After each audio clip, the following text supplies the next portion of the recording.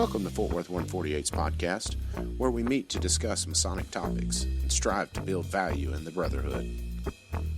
The opinions and statements of the participants do not represent any positions or stance of any Grand Lodge or Lodge and are solely the viewpoints of the participants.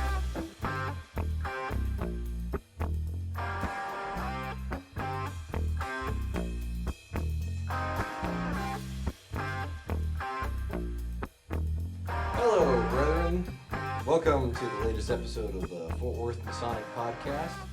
I am Gabriel Yagish, and I am Worshipful Master of Fort Worth Lodge. I am Billy Hamilton. I am past master and current Tyler of Fort Worth 148 Lodge. Jeremy Gwynn, I am the junior warden for Fort Worth Lodge. I'm Evie Kirkendall. I am the senior deacon for Fort Worth 148. Brandy Patton, current secretary for Fort Worth 148. So it's a pleasure to have the listeners with us again.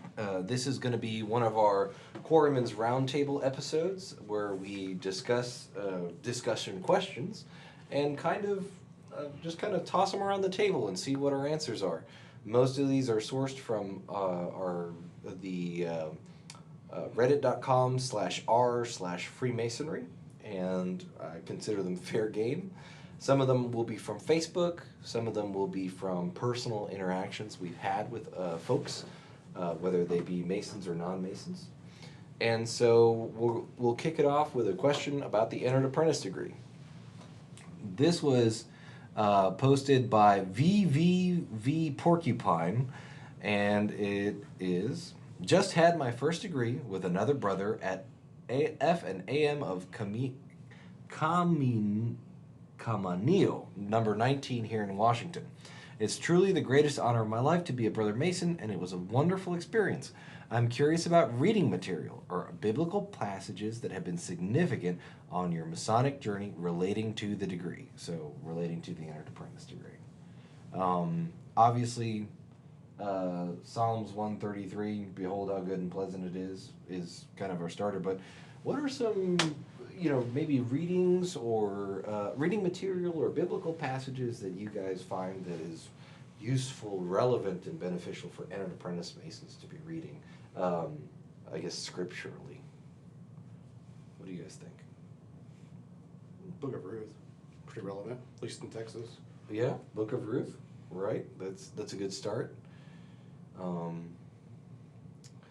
think anything that's about like brotherhood or initiation, I know that may be like extra biblical, but something that kind of emphasizes the point of becoming part of a larger fraternity, as well as I guess the mandatory little handouts that Grand Lodge provides to the entered apprentice Mason.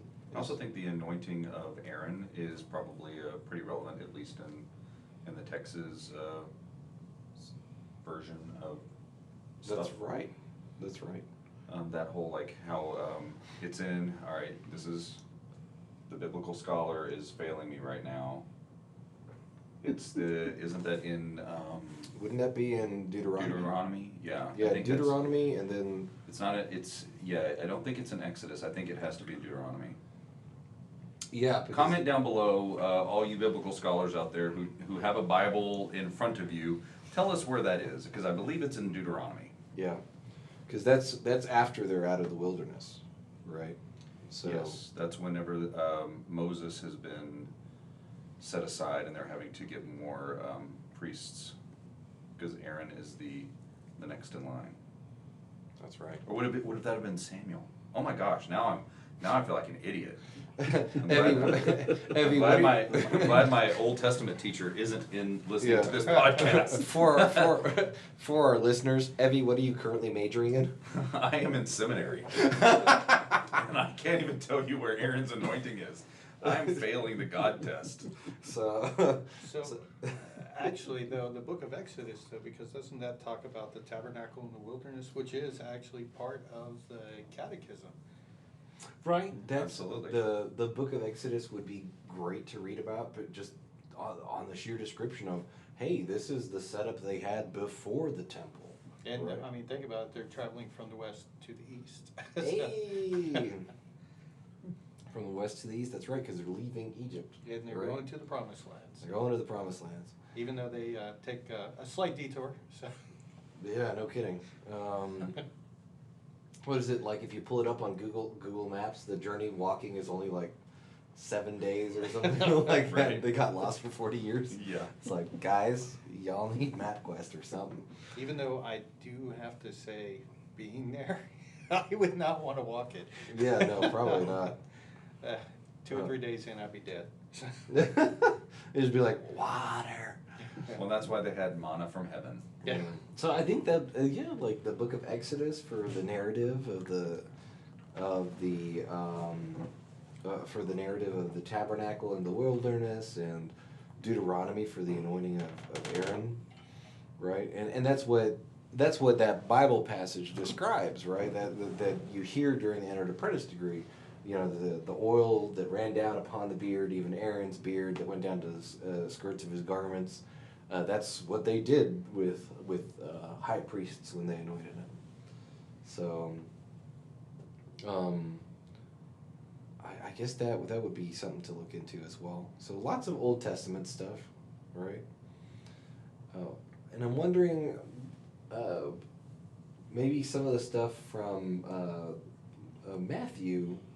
If you're looking into the first shall be last and the last shall be first, there's some really cool stuff about the idea of the entered apprentice being the newest member of the lodge, and the comparison with the cornerstone.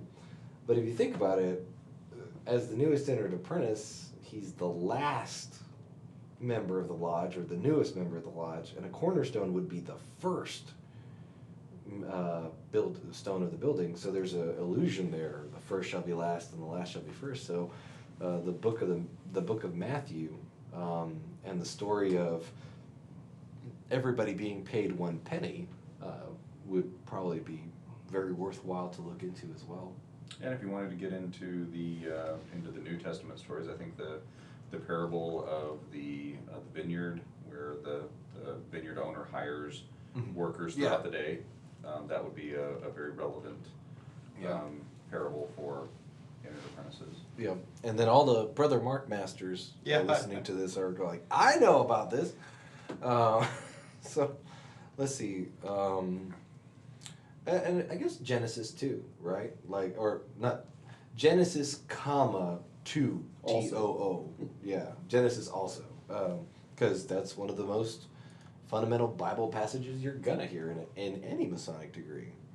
And I think that if you really meditate, we've had conversations like this before and after Lodge about the opening 3 verses in Genesis, how profound and important they are in understanding, what is going on, and how that shapes your understanding theologically, but also the spiritual journey that you're going to be on in Masonry. I think it's those first 3 verses of the Bible are probably foundational, so I would definitely recommend a meditation on that.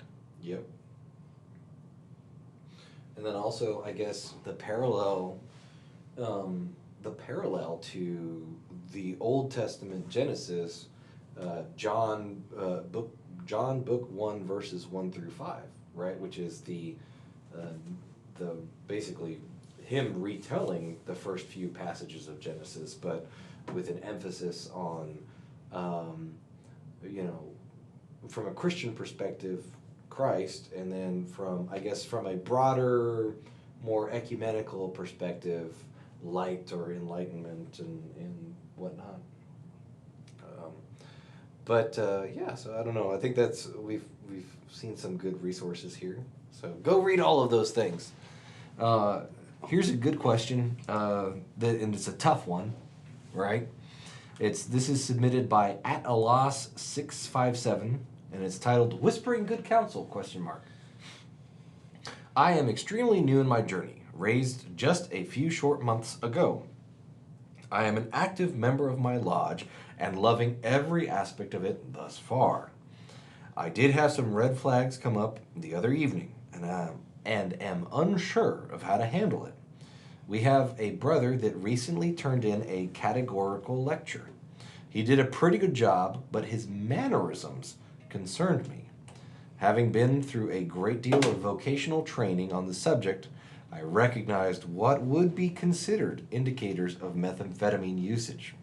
If I had witnessed the same behavior and motor skill coordination in my usual vocation, it would have easily called for reasonable suspicion testing. We all have our vices that we are constantly shedding and fighting, but this is a concern that I feel needs addressed. To add to the problem, we are a very small lodge, and the brother's father is one of the, quote, old-timers in lodge. How would you handle this situation? I am worried for the brother's well-being as much as the image and harmony of the lodge. I don't feel as though I can turn a blind eye, but also don't want to overstep as a newly raised brother. Like I said, tough question. I think at first, it would be prudent to observe patterns. If this was a one-time thing, maybe the guy had a medical condition. Could be. If he, of course, we don't know the person writing this, and we don't know how familiar they are. So they admitted being a newly raised Master Mason. They may not have had a whole lot of experience with this guy. This guy may have, a tick, a physical condition, where that causes ticks or whatever. I think it's also a good point to err on to suggest that that's a possibility. But I also think it's a possibility this guy doesn't talk about what his regular vocation is, and it seems like he's pretty well versed in what the telltale signs of methamphetamine use are, which are I think it goes a little bit more than just a little hopped up on coffee today. Yeah, because the phrasing he uses is, quote, having been through a great deal of vocational training on the subject, I recognized, ... Right. I wonder if he's in law enforcement. That's kind of what that, especially when it says, there's a part, what does he say, testing, probable cause. He testing. says, if I had witnessed the same behavior and motor skill coordination in my usual vocation, it would have easily called for reasonable suspicion testing. Right. That sounds like he's maybe law enforcement. That's kind of what I wanted, which is, okay, great. I'm glad our officers are trained for that. Assuming that the posters, let's just entertain for a moment, he is a law enforcement. So yeah, that's great that they're trained on that, and definitely keep an eye on the guy. But if he's got a medical condition, like I believe Tourette's, they can develop a physical tick. Mm-hmm. Now, I've seen people on meth before. I've been to the rough side of town and whatnot, and it's pretty unique. It cycles up and down. They're totally normal for a week, and then 2 weeks later you don't see them, and they're back, and they're skinny, and they're really shaky. It's tragic. So it's pretty obvious if they're on. Yeah, it's drug. yeah. I really, just listening to this, I'm willing to bet that it might be what he suspects. So go back to that question: how do you handle it? Yeah, assuming that it is what he thinks it is. You look like you have something on your mind, Billy. Well, no, so, my first thought is, really the only thing you can do is talk to the brother, but if he's in law enforcement, there may be a reluctance there. But you run a danger of, you can't accuse the guy without cause, because then you're introducing the name of a Brother Master Mason, you subject yourself to possible Masonic charges. Right. So it's a dangerous slope to assume, and even worse to act upon it. You have to err on the side of, I guess, caution when it comes down to it. Unless the person gets busted, or admits to it, there's really not much you can do other than. Well, can't you at least just talk to him? Hey man, are you okay? Yeah. I would say maybe something like, hey man, when you were turning in, he calls it a categorical lecture, but proficiency, right? Hey man, when you were turning in your categorical lecture or proficiency last week, you seemed like you were really off. You doing okay, dude?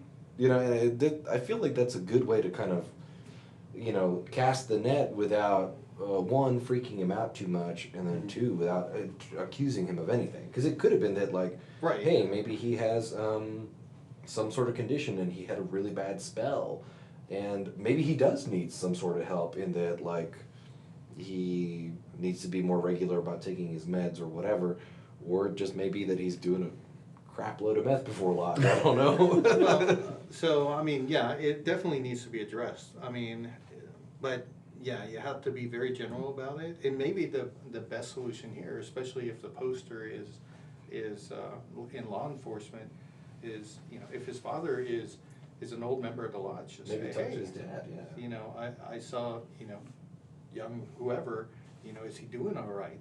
You know, but even then, you still have to keep it general. Yeah, you can't walk up to the guy and say, hey man, is your kid on meth? You can't do that. I mean, you could. I mean, should you you? could. No. No. I mean, you're right. You're absolutely right. But Billy's absolutely right though, because phrasing it that way, you very likely can open yourself up to Masonic charges. So, but what you could do is go to the old timer and be like, hey, I know your son was a little twitchy that night. Is he okay? Is there something I can help him with? Does he need something or No, I wouldn't go with twitchy, but I would say, hey, he seemed like he was really off, or he seemed like he wasn't Your feeling boy well. seems like he's a tweaker. Well, you Your can boy also- looks like he gotten into that crystal methamphetamine. What's his rate? Because I you're- lost my supplier. If you're not confrontational, take it up with the worshipful master. Absolutely. Yeah, Yeah. all the other officers, Oh, wait. that's what they're there for. Ain't that his job? Well, he should, Slightly. but I mean, you don't read everybody the same as everybody else. Yeah. So, The worshipful master's job is to be the directed will of the lodge. And I would assume that the directed will of the lodge would naturally be to take care of a brother. Right. Yeah. Well, Absolutely, and that'd be my first But concern. Let's help the guy. let's also consider, let's assume just for the sake of argument for this discussion question, that the brother is in fact on meth. That's my What default are- assumption here. I'm assuming that the original poster is accurate. So we've all talked about the problems that are going to be raised by just talking to somebody about this. We can't. It's going to be really hard to go to the person who's involved, the brother who's hypothetically on meth, because, I mean, what are you going to do? Hey, brother, are you having problems? Yes, I'm tweaking out on meth. Can't you tell? That's not going to be the answer you're going to get. If the father knows his son has a meth problem, then he's probably going to circle the wagons around his son, unless there is a really long and protracted history of this person, which the lodge would probably already be aware of. Yeah. So chances are this is going to be one of those situations where the two people who have the most information about it are probably not going to be forthcoming about it, and they're not going to be, talkative about it. So the question then becomes, if this person is on meth, what is the lodge's responsibility to this brother, knowing that A, we want this person's welfare being taken care of, because that is first and foremost, I think, on all of our minds. But then the second thing that I think we have to consider is this person, do we want Freemasonry associated with someone who is on drugs of that nature? And then that becomes a really big issue. That's where I think the conflict arises. I wanna amend or change your question a little bit. So versus what is the lodge's responsibility versus what is a brother's responsibility? Because aren't we all supposed to hold each other up and help each other? I would Absolutely. say, and bringing that distinction up, I would say that brothers have an inherent requirement of taking care of each other. I would say that the lodge itself, as an organizational entity, does not have any responsibility of acting in a specific way other than coordinating brothers in caring for this guy. But When I say lodge, also, I think I should clarify too that I don't mean the organizational structure of the Yeah, lodge. but you're talking about the lodge I'm as talking a about the lodge collection. as a congregation of brothers. Yeah. And what is that communion of brothers? What are all of our brotherly responsibilities? And that includes us. If this person is a brother, he's a brother to us as well. Yeah. So And I would say it's very important, right? Because we say, hey, do we want this guy associated with the lodge, right? Well, that's a good question to ask, but it's also important to remember that as Masons, while we support, civil, everything that helps make civil society be civil society, we are also not cops, right? It is our job. And actually, we don't necessarily even have the ability or desire to do this, right? To go report on somebody or something, but within the bounds of our laws, you know, if he goes and he gets arrested for possession of methamphetamine or intention to distribute, then yeah, we can say, hey, this guy has committed a crime, we don't feel he's worthy of being a Mason, and let's suspend him or expel him via trial or whatever. But until he's committed a crime, we really don't have any responsibility in terms of like, or not responsibility, we don't have an ability to say, hey, we don't want him to be a member anymore. Well, we do have the ability to hold up his progression, because if he's turning in I assume that we're saying a categorical lecture is the same thing. Yeah, his use of the words categorical lecture, I would reading assume that that's him, proficiency. That means yeah, that he's he turning hasn't in been proficiency. raised, but that means that any Master Mason, at least in our jurisdiction, could recommend that his progression be halted. He might have already been raised, he might just be turning in the master's proficiency. And that's also a possibility. We're a little light on evidence, or, you know, Information, information here. But if this person hasn't been raised, then we do have the ability as a lodge or as an individual to say, I'm opposing this person's progression until we get clarity on some issue. Yeah, but at least in our jurisdiction, we have. Yes, at least in our jurisdiction. We have a mechanism for that.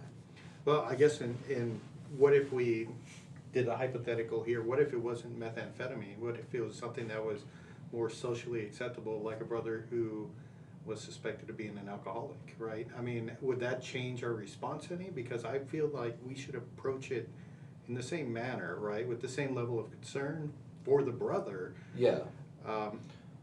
You know, without that, and so I guess that would be how I'd address it. How would you treat it if you had a brother that you felt drank too much? You know, he came to lodge with alcohol in his breath. You know, you can't accuse him of it, but it's a little less of a, oh, I got to do something than, you know, methamphetamine.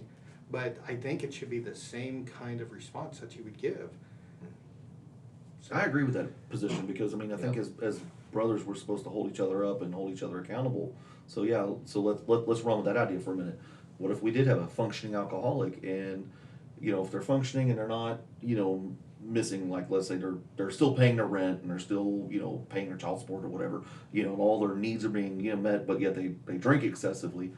You know, okay, that's one thing, but if they're starting to get sloppy, then like, hey, brother, are you losing control? Is this getting the better of you? We can help you. Lord, how can I help you? Yeah. I think though the difference though is that one substance is inherently legal and one substance is inherently illegal. Right. And that very well could be a distinction without a difference in terms of what our response should be. Right. But I think that the concern is that I think there's an additional component there Exactly. of not only is this bad for this guy's body, for his well-being, emotional and spiritual well-being, but this is also an illegal thing, right? And I think that's where you start to step it up, right? Like on top of everything that's bad about addiction to any substance, this is also illegal. but in all fairness, it's suspicion of an illegal thing, not evidence. Right, right. Yeah. But I've also never seen an alcoholic steal my car and trade it for drugs. But there's no indication that this brother did it. He just acted weird Yeah. and he was given a categorical lecture. True. Categorical lecture. But if he's a tweaker, I'll tell you what, I'm on high guard. Well, Guard your jewels. Yeah, well, lodge furniture, you know, the emblems of the lodge. I mean, because If yeah, you I don't give mean, a if debit there's, card. I mean, seriously, and there are, I mean, okay, I can't speak for every lodge, but let's just say Fort Worth Lodge. We have some items in the lodge that, okay, if they turn up missing, it's going to cost us some money to replace. And there's And- some stuff that is literally irreplaceable. Right, yeah, because we have some very old items in our lodge. Our concern for the welfare of the brother is the same, but you need to be a lot more precautionary with one than the other. Because one, you can't really fix either one. You can help them the best you can, but one of them is more likely to take things and spiral downward faster. well, but you have to be careful in how you address it because then again, if you treat him highly suspiciously compared to other brothers, you know, then that can lead to issues right there too. And Sure. as worshipful master, your primary concern is peace and harmony in the lodge. Yeah. And It's a so- sticky wicket, man. It is. So I think kind of we could probably agree on the progression of events being talk to this guy first, ask him if he's okay, then maybe talk to his dad and ask him if he's okay, and then if things still seem really out of whack, talk to the master, I would say, right? Express your concerns to the master and let the master handle it. Yeah. Or how in whatever, because I know some lodges, they prefer you talk to one of the wardens about, Yeah. stuff. Chaplain too. if you have a Chaplain would be a good one. Hey, That's you know, good. the Special art chaplain chaplain. would be a great one.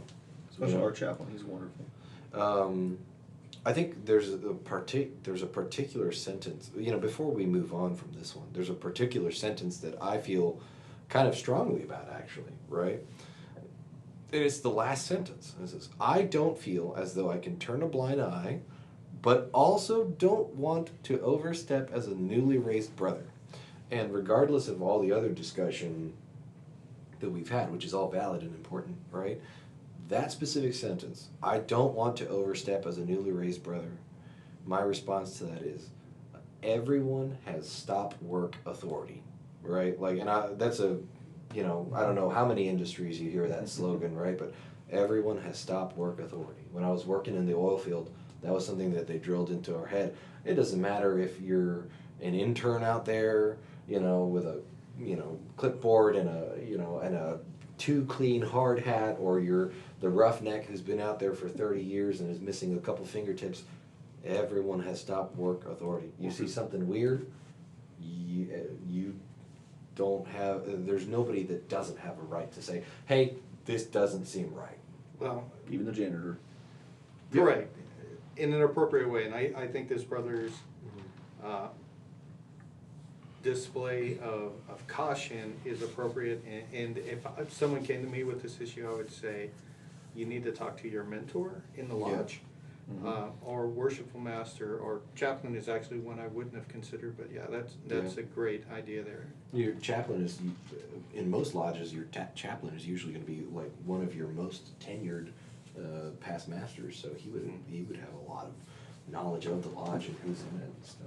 Yeah, I would advise against approaching the brother that he suspects may be under the influence of drugs, just unless it's a very general, hey, are you doing okay? Yeah, you doing all right. Yeah. Not like, hey, bro, you railing some stuff back there. Yeah. Also, odds are pretty Sharing good someone else caring. has noticed it. What? Someone else has probably noticed it too. Probably, right? Like, he can't be the only one that goes, man, that seems kind of weird. Yeah, but you can't shop that around and say, hey. Because then you get into defamation, right? Yeah. Hey, does so-and-so look like a tweaker to you? 'Cause, Does so-and-so look like a tweaker to you? Yeah, you heard it here. I want that on a t-shirt. That'd be a good t-shirt. Have you noticed young brother Jesse is acting a little Does weird? Jeremy look like a tweaker to you? At my weight, no. No, I was going to say he's a little too pudgy for that. Oh, man. So let's talk about this question here. This was posted by Imperfect Ashlar, and the title is Wisdom for My Journey East. I have a year before I head to the east, God willing and should tradition prevail, but I'm a planner. My lodge is beginning a huge uphill momentum swing, and I want to do everything I can to continue to take our lodge to the next level. So, tell me the following about your year in the East, or what you've seen from the leaders in your lodge. 1, the best initiative you started. 2, the thing you would not do again. And 3, the best advice you've received. Many sincere thanks in advance. Chats are welcome for anything you don't feel comfortable posting. So I guess, we're kind of split here in terms of guys who are or have been in the East and guys who have opportunity to observe guys in the East. But let's take it one by one. What's the best initiative that you've seen a leader in a lodge start, or the best initiative, and for Billy, because he is a past master, the best initiative that he started? Oh my God, yeah. Well, COVID kind of. Yeah, I was gonna say. I had plans. You had plans. Yeah. Your budget was perfect. Yeah, I did come in under budget. Yeah, that was one thing I can say. By at least a couple bucks. Yeah, but but yeah, no, COVID killed it. I would say honestly though, I had some guys who did well before me, right? I mean, So really, it's one, don't try, if you have upward momentum already, don't do something that will shake that. And number two, make sure that you get others on board. You shouldn't have to feel like you do everything yourself. That's the whole that's the whole purpose of committees, really. Get people that you trust, people that are there, because too easily we assign people to committees who, never show up, and so you should assume that nothing's gonna happen. So yeah, I can't think of anything we did new my year, because everything was COVID, killed, yeah. yeah. I mean, I had ideas that, I wanted to have, we had started before the fellowship, and I had a couple of ideas I even had reservations for like raw brewing. Oh, yeah, I was that's thinking right. that would be a good officer, like planning, and then COVID shut it all Wearing down. their shirt. Yeah. What was the best advice you received? The best advice I received was, I guess, what, Rit and Billy Moore were just tons of good advice. And really, it's like, don't feel you have to do everything yourself. And I guess that goes into the committees, right? So that's what I would say. This guy sounds like he's he's got a fire lit under him, and that's fantastic.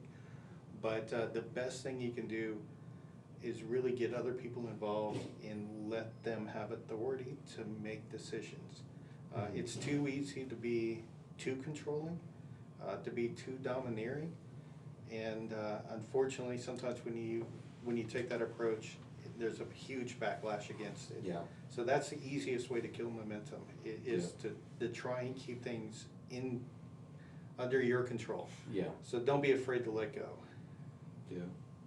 And then I guess I'll go next, just because I'm currently in these, and then we can go to things that you guys have seen, right? I think best initiative I started, I don't know that I can say or call a judgment call on that yet, because I'm still pretty early on in my year as master.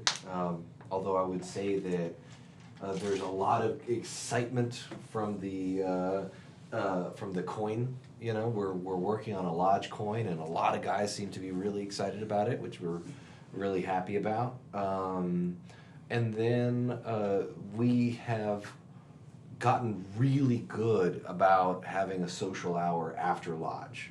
And that's something that I've been trying to encourage as much as possible. It's something that happened organically, but it's something that I've been trying to lean into as master, of like, hey guys, yeah, like we're all gonna go somewhere, like we're rarely not gonna have a social hour after lodge is closed, right? And it's something that I've been trying to keep, pounding on as master, like, yeah, this is a good thing, because it's awesome. Even, it's something that guys find very valuable, and as master I find it very useful, because it's a wonderful opportunity, because I have so many of my officers there to start hashing things out of like, all right, who's going to handle this, who's going to handle that, it's like a subcommittee meeting.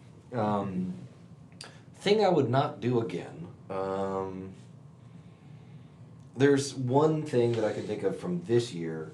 So from serving as master, we're working on our mission, vision, values statement, and our declaration of principles. And I forgot to invite one of the original drafters of our values, vision, and mission statements and declarations of principles to be part of that committee. And I feel like that was a big screw up on my part, not just because it's the polite thing to do, but also because he has a massive amount of insight. And his opinion is legitimately incredibly valuable to me, and I just didn't think about it.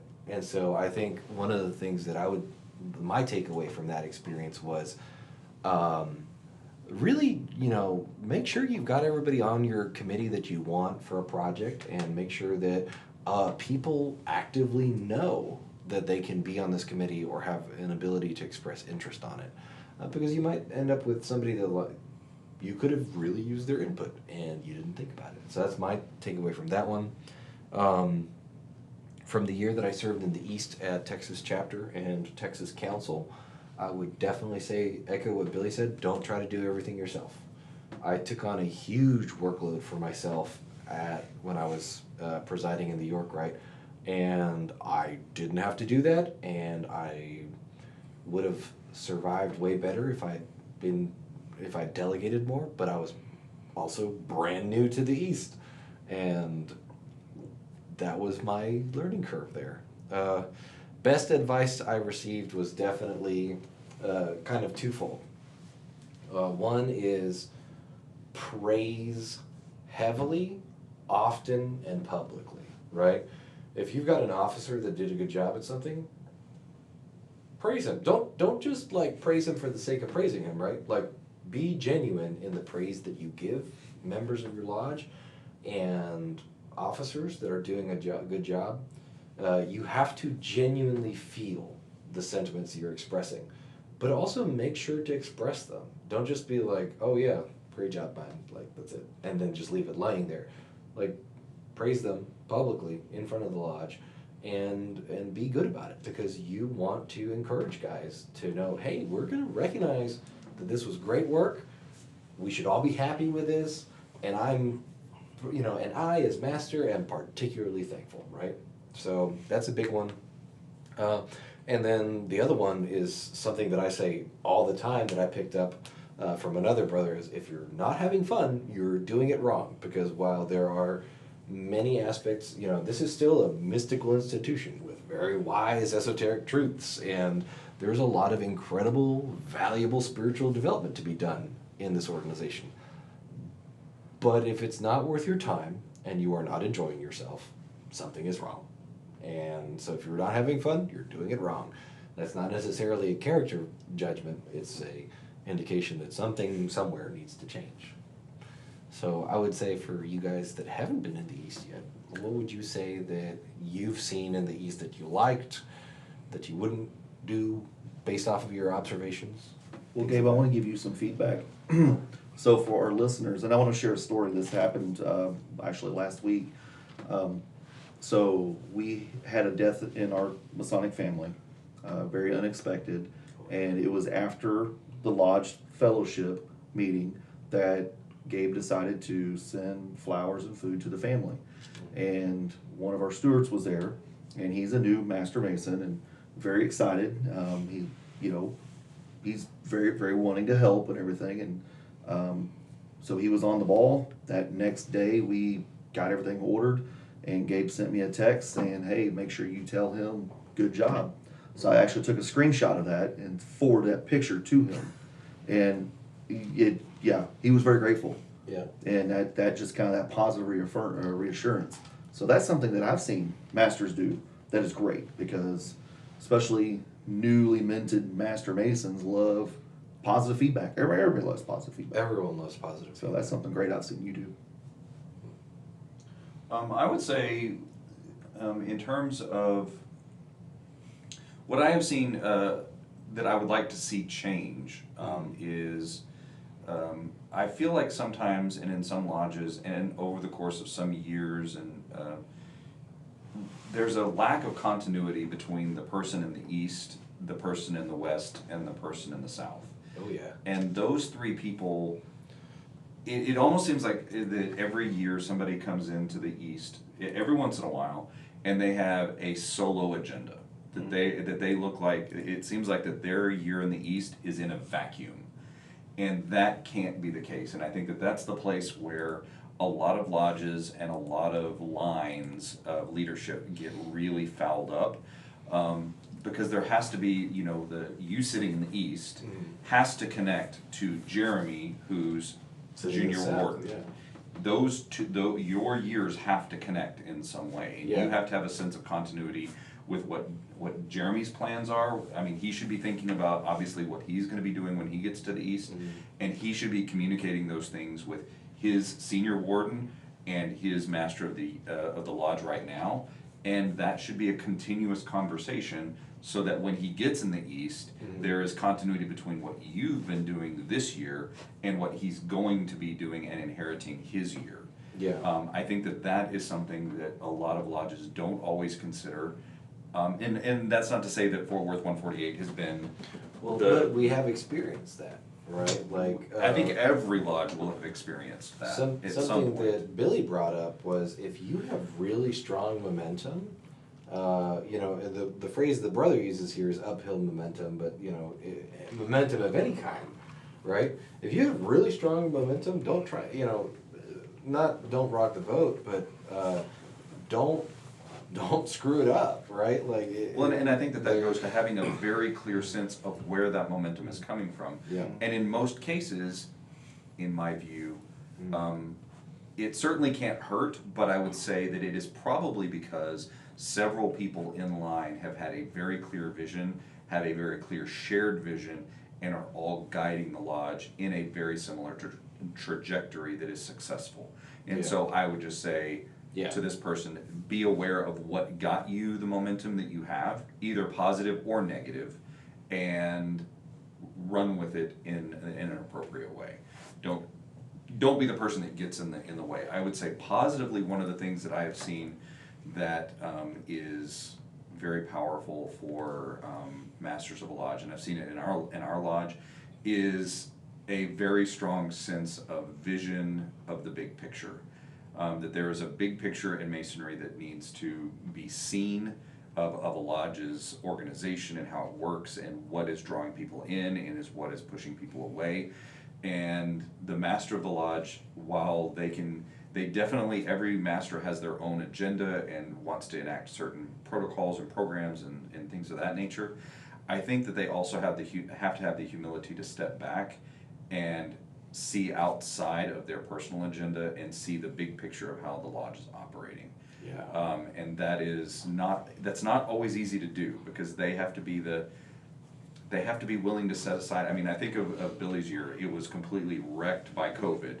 And I know that, you know, hearing Billy's conversations in that year, he had some really great things that we were going to be doing. And he had the wherewithal to step back and say, you know what, I can't force this agenda because of COVID. I'm going to do my best to do what I can to keep this lodge functioning, keep communication lines open, to have Zoom to get-togethers periodically that we all kind of enjoyed during the pandemic to stay connected. And that was a great example of somebody stepping back and seeing the big picture. Of course, that's a very easy big picture to see, but it's also very difficult, I think, for masters of the lodge to always see that. And this is, of course, coming from somebody who hasn't said in the East, so everything that I've just said, take with a giant grain of salt, because if I ever said the East, I'm probably going to be kicking myself in the butt for having said any of this, so. No. Actually, Come in and think chop if the budget. We're not doing nothing. We're not doing anything this year. If anything, it's more valuable because you haven't sat in the East, and so you don't have that weird past mastery bias of like, well, damn it, it My should be this year. Well, You know? in being worshipful master, you're kind of insulated, right? It's like, I'm going, and I hope everyone's okay with it, because no one wants to come up to me and say, that sucked. Yeah. Yeah, I mean, there is a little bit of that, right? Because people are like, well, I don't want to, like, you know, kind of crap on his efforts, right? Because as master, you as a member of the lodge, you kind of want to encourage the master, be like, yeah, buddy, good job, you know? And That was a great ritual you did the other night. yeah, oh yes, you didn't screw up that lecture at all, you know? Great efforts. Yeah, A for effort. You know? were really up there. Well, I've noticed one thing though. If you do You start definitely criticizing, presided. sometimes you volunteer yourself to get to. Well, fine, you do it next time. Dang it. Yeah, exactly. You know, this kind of stunk. You know, all right, fine, you're playing in the next one. Yeah. Oh man. I'm so glad you just volunteered to make it better. Just want to reiterate back on what you said about the experience with the previous past master and the budget. Pay attention to the stuff you're working on. If you have access to someone that was initially, definitely get them involved. Because what you don't want is to have to gavel down somebody in a meeting. That's gonna be horrible. Yeah. I haven't seen it yet. I kind of want to see it, but I definitely don't want to see it. Came pretty close this year. Yeah, I mean, budget's touchy, obviously. Anything you change that's people worked on for hours and hours, they get upset about, and you Yeah. don't want that in the lodge. No, it was definitely, for example, with the declaration of principles and mission, values, and vision, you know, one of the original authors of that document turned to me and he was like, well, I don't think this is a very good idea. and I don't like this. And my initial reaction was, oh man, I spent a lot of time on this. The guys spent a lot of time on this. You know, we sat down at the table and we all thought it was really good. And then, but also sitting there and realizing, man, like a lot of what he said had a huge amount of value to it, and having to forcibly detach my ego from the decision because it was a passion project, right? You know. I don't want to see that brother gavel down ever. Yeah, no. Hey, we had the shiniest turd that we could muster. Yeah. It was shiny, it was beautiful. Come to find out, it was just a shiny turd. So with that though, I do have to say, especially with financial planning in the lodge, be transparent. Don't be afraid to tell your members why you're doing something. They may not agree with it, but give them the reasoning. And that was something that we worked at really hard this year when we were rehashing the budget. I mean, I like to think that we did a really good job of saying, hey guys, this is what we're doing. This is why we're doing this. If you see this, you know, we're withdrawing X amount here because of these financial constraints. This is how much we're spending over here on this. And it was a level of detail that we went into that with the general membership, I don't know that we've ever gone into that much detail, because I've been at trustees meetings of the lodge where, you know, when I was brand new junior warden and you were brand new secretary, you know, like, and in the trustees meetings, we poured into it, right? Like we really went in on, oh yeah, this is what the lodge is gonna, you know, spend, and this is what we're gonna do and stuff. And then when it came to actually like passing the budget in lodge and discussing it with the brethren, like there was no detail on it. Yeah. And it's like, okay, this is the budget, vote on it, thanks, bye. You know, it's like, we can't do that. So, transparency, yes. You can't even, but you have a lot of very upset brothers. So Yeah, which is what happened a couple years ago. what's funny is I was looking at the meeting invite from right before I became master of the lodge, and trying to look, because it's like been in so many different planning meetings now. It's like, was that my idea or was that someone else's? I know the feeling. You're like, is this something I came up with for this grand body or for my own lodge? But looking at it, especially after my predecessor, the primary focus of the lodge was very much around our financial standing, right? And our lodge actually does, you know, we do pretty well. We're very solid, but it was a matter of preserving that, you know, that financial standing, you know, and being good stewards of the lodge's finances. And so looking at it, it's like the things I had on mine were contingency funds, right? The building fund, just in case something happened to the temple.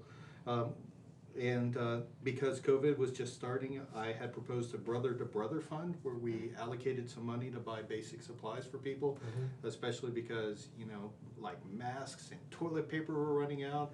And, and I remember we bought like some supplies, and I remember sending out emails and saying, does anybody need everything or anything? And everyone's like, no, we're good. And so we just donated a little bit we gathered to the TMRC. Yep. And Which, to be fair, that if it goes to the TMRC, it is a worthwhile use. And for those listeners not knowing what TMRC is, that's the Texas Masonic Retirement Center. Which is located in beautiful Arlington, Texas. Yeah, and I personally, I actually made the nursing staff like the ear savers for the masks because they were wearing them like 12 hours a day. Sarah really liked the ones that you made for her. So, and then like the other one was, did we need to hire a financial planner? It's like, we have all this money, how do we, you know, invest appropriately? The answer to that may still be, yeah, maybe. How do we invest the $30 that we have? All right, $2. Let's see what they can do. Yeah, that was everything, because I mean, we were doing well with membership at the time, you know. We had great programs in place, and it was really just a matter of how do we keep going forward and be good stewards of this legacy we have, this 165 years. 160 something year. So let's go ahead and tackle one more question for this episode.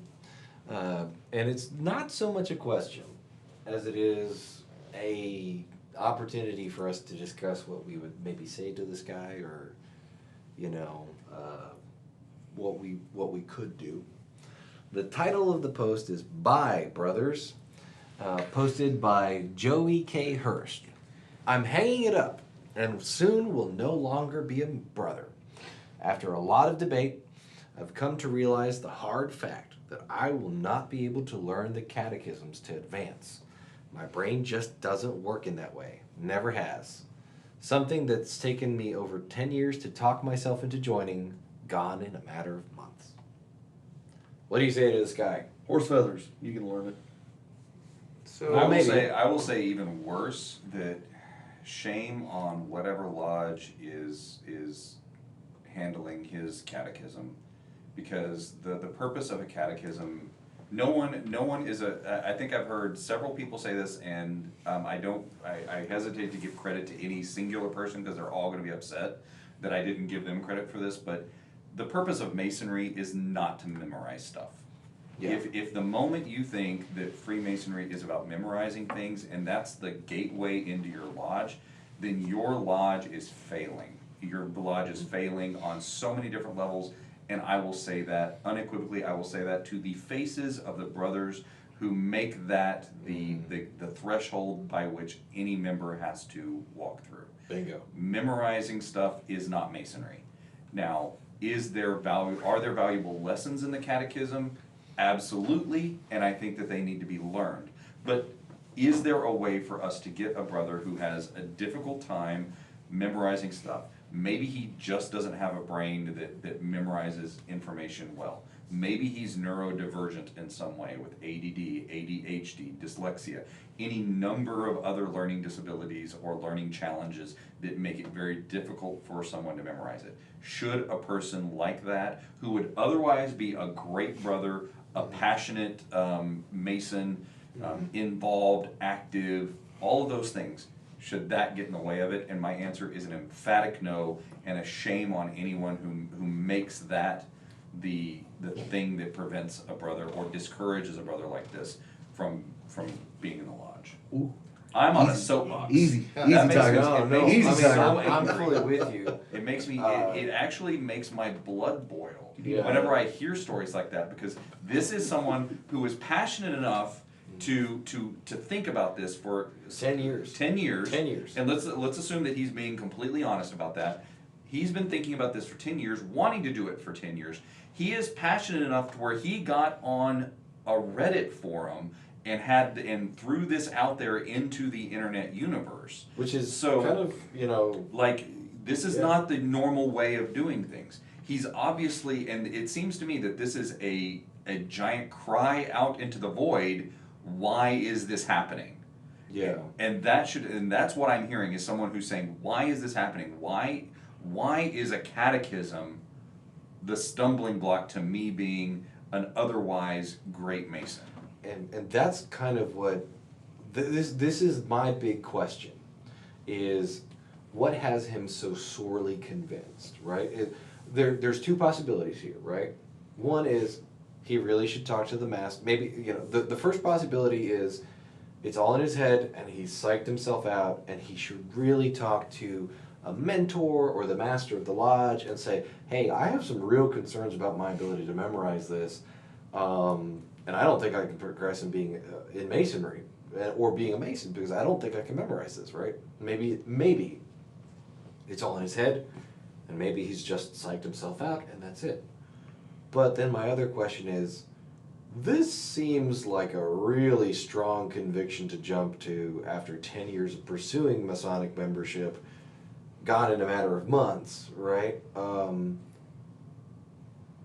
The darker possibility is that there's a member of his lodge who's telling him, you can't progress because you can't memorize this, or maybe, or worse, the officer corps or the master is saying, oh, well, you can't memorize this, too bad, right? And in that case, it's like, yeah, no, I want to find out where this guy's lodge is so I can take the master out into the parking lot, So I think number one is this guy's got to, the thing that we've got to figure out here is this in this guy's head? Is he psyching himself out unnecessarily? And then two, if not, this dude's lodge doesn't deserve him. I don't care what his ability is, but if your lodge wants to reject you because you can't memorize something, then they don't deserve you. But haven't we heard this before? I mean, we've heard this concern before. And granted, yeah, especially for the EA, there's a lot to memorize. it's a fair chunk, but it's not insurmountable. I mean, look at how many thousands and thousands of members there are. So I mean, it is something that can happen, but I know it's daunting especially for initiates, right? It So- kills me when somebody wants to wait to progress till they get word perfect. Which is fine. Hey, everybody's got their own I've standards. seen 99% perfect. I've never seen perfect. Right. You're not going to get there. Right. I've seen guys say, "Hey, let me hold back for about a month because I'm like 85% perfect, and I feel like I can really get to 100% in about a month." But I've also seen where guys hold off and say, "Hey, I'm still making a mistake on this one question, and I'm not ready."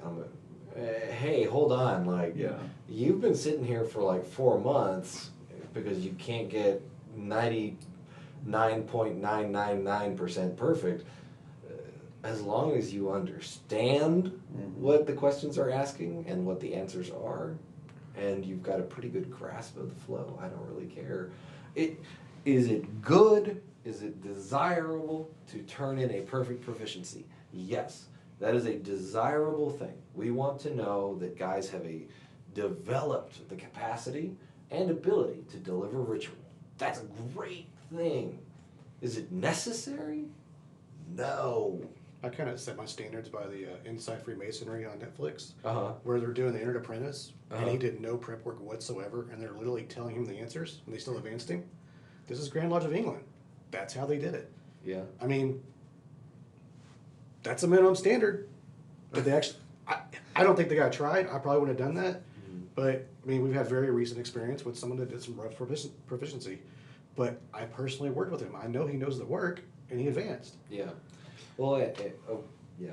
Well, no, so the problem with this though is it doesn't really, it doesn't show the other side of it either though. I mean, you can't tell how hard did this brother work on it. But with that being said, being a past master, you're right, it's not learning a word perfect that makes a difference. It's learning the morals, the teachings of Freemasonry that really matters. I know a lot of Masons that they struggle with ritual work, but they're fantastic Masons, right? Yeah. And I can't imagine, as a past master, I can't imagine someone going up to the master of their lodge and saying, "Hey, I really tried, and I just can't do this." And I can't imagine the master saying, "No, if you can't do it word perfect, get out." Well, but this goes back to a lot of old school mentality. Like I know one of our affiliated past masters has a story about how back in the day, his lodge, when you did your proficiency, the master would have the little lectern in front of him, right? And he'd have 5 matchsticks there. And anytime that the master noticed you made a mistake in your proficiency, he would pick, as you were giving your proficiency, he would pick up a matchstick and snap it while holding in front of his face, right? So that everyone could see the guy in the east just snapped a matchstick very audibly, right? And then he'd put it on the thing. And once the master ran out of matchsticks to snap, they would kick you out of the room and tell you, try again next month. And to me, that is not productive. Well, that wouldn't shake your confidence at all. The kindest language I can say for this is, that seems unproductive. Yeah.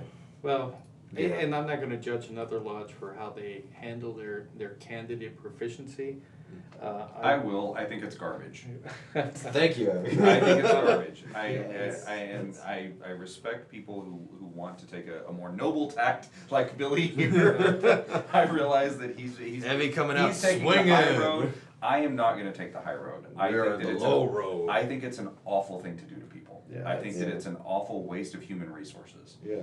Because this person could otherwise be a great Mason, and if in the moment we start saying, in my view, that what makes Masonry important or what we value is memorizing stuff, I think that we lose the heart of what Masonry is about, because it's not about memory. The things that we love the most sitting around this table are not the moments we were memorizing and regurgitating information.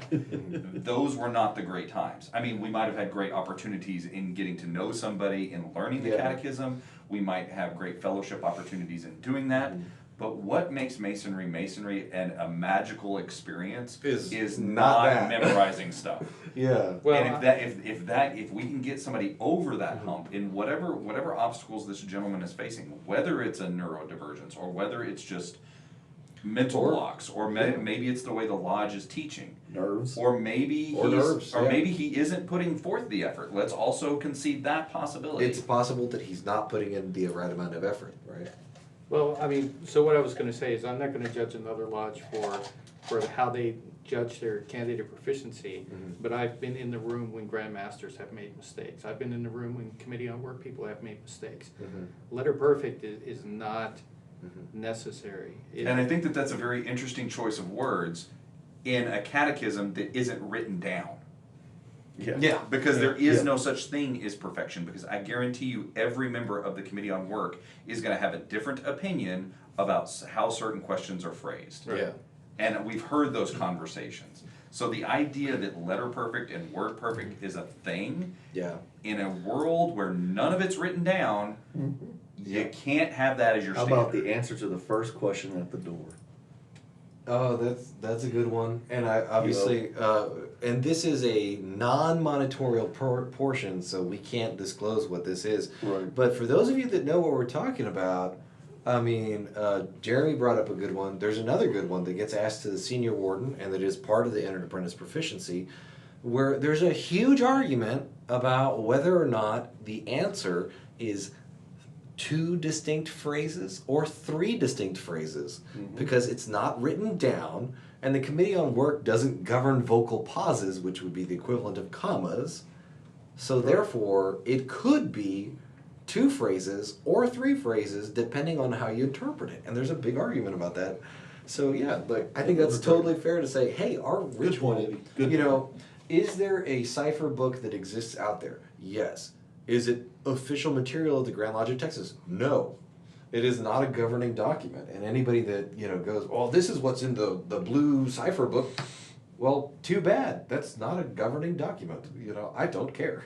Well, and Everyone's let's, different. and let's say for a moment that this is from a person who does have a jurisdiction where the cipher book is an official document. I'm not sure Yeah, if there is like a they- jurisdiction that has that. There Maybe are. there is. There's a lot of them, actually. But if you are in that jurisdiction, even if that's the case, it is heartbreaking to me to think that we are losing a potentially great Mason because this person perceives themselves Well, as hey, not buddy, you having the can't ability to memorize this thing out of a booklet, so I don't know how about how good your moral character is. Well, and that might not even be what's being said. I mean, Yeah. I will take Billy's argument here. None of this information, we're getting one side of the information. But the fact that his perception of this situation is the way it is, I think leads to an environment within the lodge that has cultivated that sort of perception, whether that's the case or not.